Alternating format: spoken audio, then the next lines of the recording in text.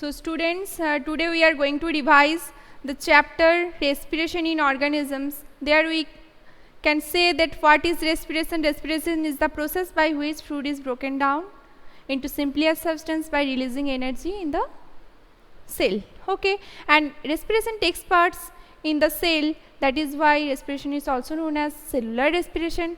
Understood, students?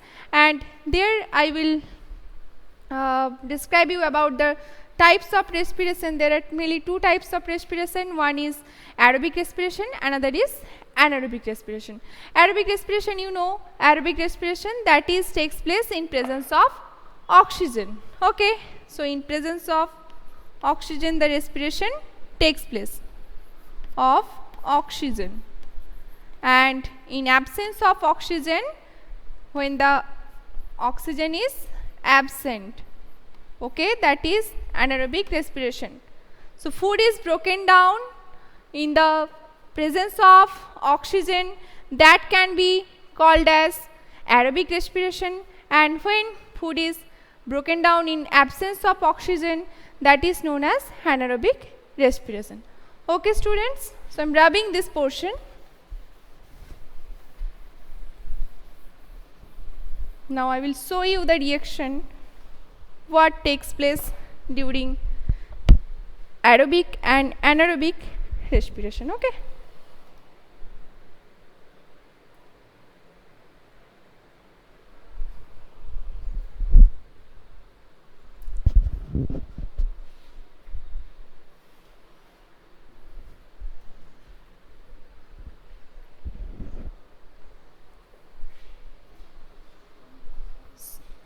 So what happens during aerobic respiration?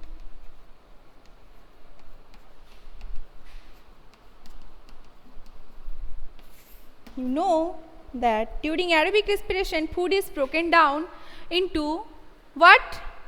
Carbon dioxide, water and energy. So in if this is food in the form of glucose, so that is in presence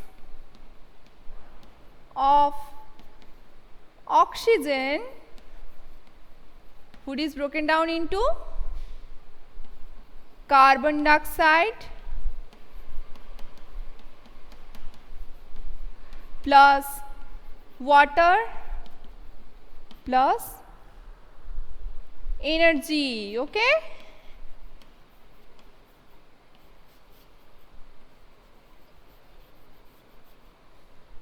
So this is what takes place in aerobic respiration.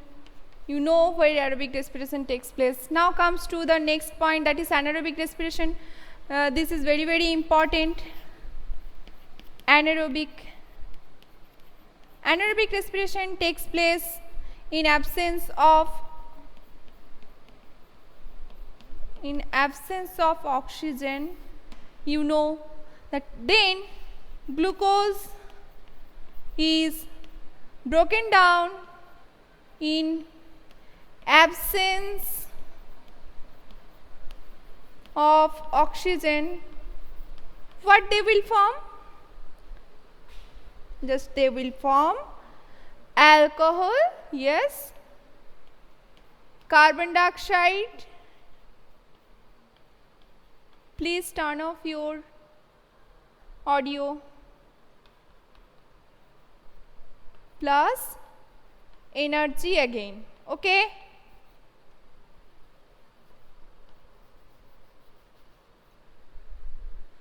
Okay. So here you have seen what happens during aerobic and anaerobic respiration. Okay, students. Now I will tell another thing, that this anaerobic respiration takes place in an organism like yeast. Yeast, you know, that is a fungi. Okay, and this is a unicellular or single celled organism, and they respire anaerobically during the process to yield alcohol. Okay, and they are therefore used to make wine and beer. Okay, so and also in our muscle cells, such anaerobic respiration takes place. Okay, anaerobic respiration also takes place in our muscle cells in some condition, that is a temporary situation actually for a very short time when there is a temporary deficiency of oxygen. Okay, during heavy exercise, walking, okay, cycling, and just heavy weight lifting, the demand of energy is very high. Okay, but the supply of oxygen to produce energy, that is very limited to our body. In that case, what happens? The anaerobic respiration takes place in muscle so that to fulfill the demand of that energy. Okay, that is why muscle cells respire anaerobically. Okay, so in muscle cells, how anaerobic respiration takes place? We can write that glucose is broken down in absence of oxygen, that produce lactic acid and energy. Okay, lactic acid and energy. Now, this due to accumulation of lactic acid in our muscles, sometimes muscle cramps occur. So, to prevent muscle cramps, hot water bath, then massage is very required. Okay. So, I hope you understood this. Types of respiration, I am rubbing this portion. Now comes to breathing. As you know, breathing is a part of respiration, and breathing takes place in our body through involvement of various organs. Okay, actually we inhale air, then that passes to our nostril into the nasal cavity, then from nasal cavity it goes to the windpipe, then from windpipe it spreads to the lungs. Okay, now this breathing process is mainly involves two processes. One is inhalation, another is exhalation. Okay, one is inhalation, another is exhalation. Inhalation, you know, inhalation means taking in air that is rich in oxygen, that is inhalation, and breathe out air that is mostly carbon dioxide, that is known as exhalation. Okay, so I hope you understood this. Now I will describe the mechanism of inhalation and exhalation. Okay, now what happens during inhalation and exhalation, the total breathing process, how this is actually happening. Now from your book, page number, just open your book, page number 113. There you can see the two picture. What happens during inhalation and exhalation. To understand the mechanism of breathing, we have to understand the inhalation and exhalation mechanism and what is changing during inhalation and exhalation. Okay, so first, during inhalation what happens? Our ribs move up, ribs move up, or you can say outward. Okay, and next thing what is happening during inhalation, that is the diaphragm, you can see from the picture, diaphragm that moves down. Okay, and next things what happens, that is as the lungs get filled with air rushes into the lungs, so the chest cavity increased. Okay, that leads to increased chest cavity. You understood the point? What is happening during inhalation? Next is exhalation. During exhalation, what happens? During exhalation, what happens?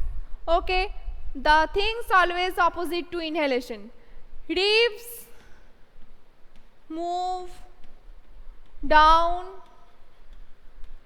Okay, ribs move down and inward. Excuse me. Next, the diaphragm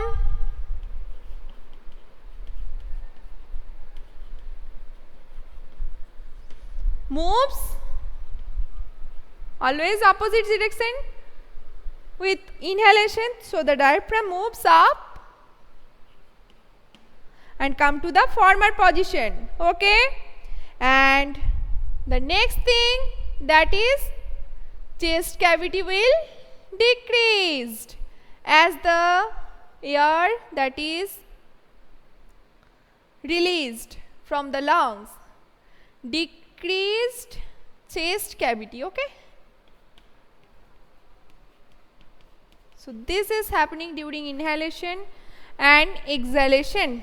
Okay students, I hope you understood this mechanism of breathing properly.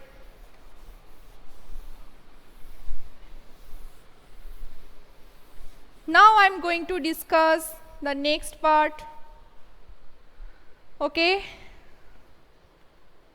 of this chapter, that is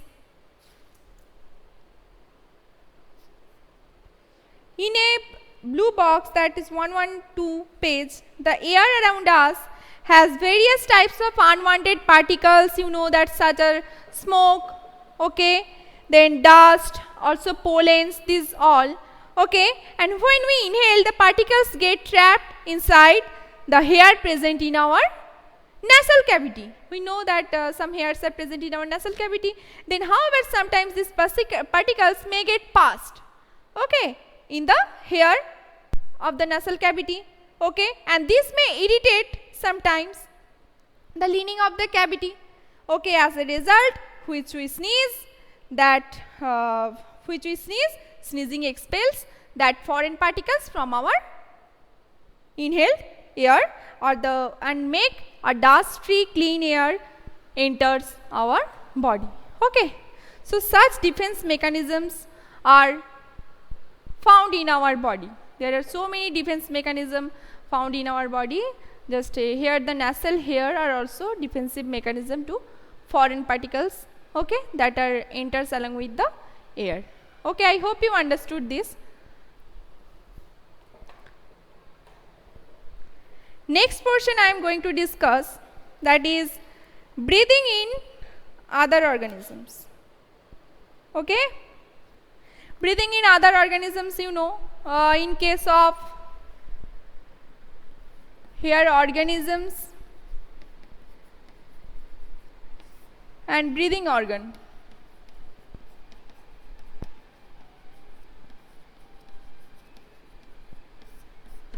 First example in your book, that is cockroach.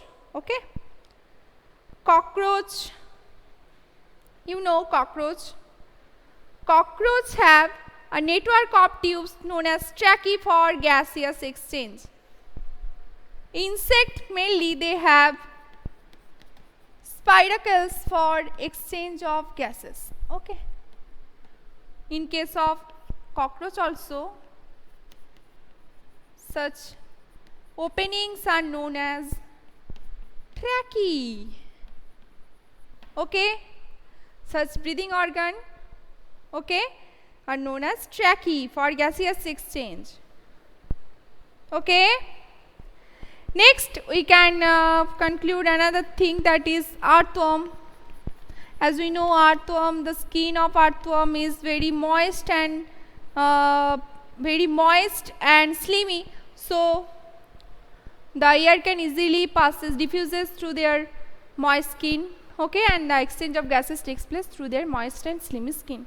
So through their moist skin they breathe. Okay, next, you know, frog is called amphibians. They live in both land and water. So frog you can write, but here in two condition, they are also having a pair of lung.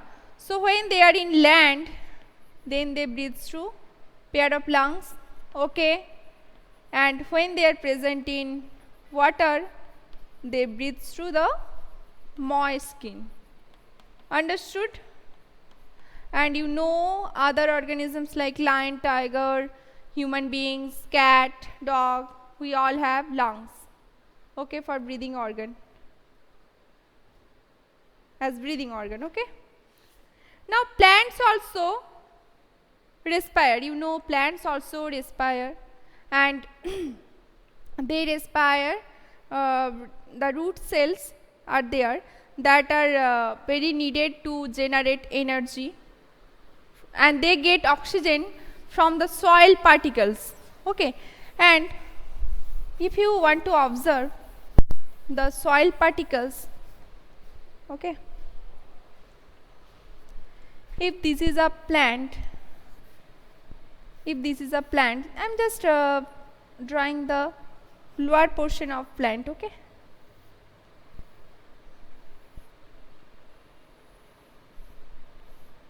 Just lower portion of plant, and there are soil particles.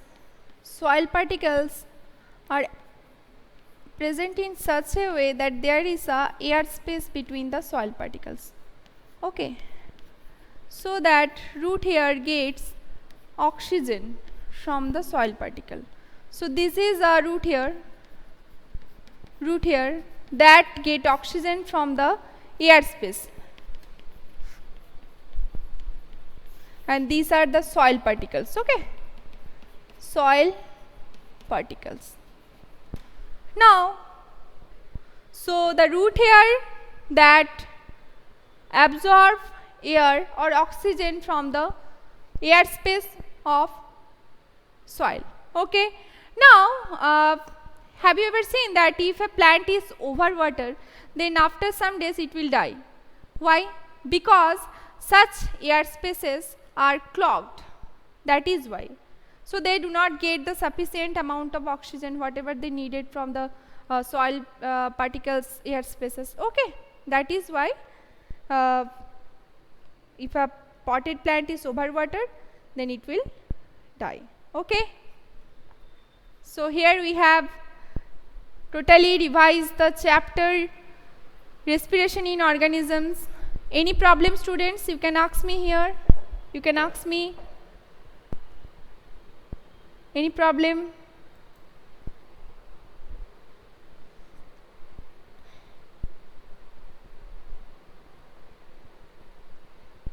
Yes. I hope there will be no such problem in this class. So see you soon after puja. Enjoy your puja vacation. Goodbye everyone. Goodbye.